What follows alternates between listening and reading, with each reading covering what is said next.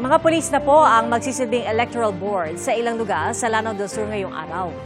Yan po ay matapos umatras ang ilang guro dahil sa takot sa tensyon sa pagitan ng mga magkakatunggaling kandidato sa bayan ng Hualas.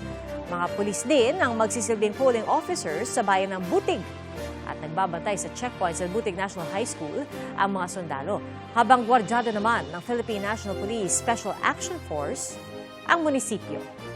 Ang Butig ay ang bayan ng mga leader ng Maute Group na nanguna noon sa pagkubkob sa Marawi. At ganyan din po ang sitwasyon sa Buluan, Maguindanao del Sur. Umatras ang mga guro doon dahil sa takot na madamay sa kaguluhan sa bayan. At hahalili po sa kanila ang mahigit 80 pulis mula sa iba't ibang lugar sa Luzon.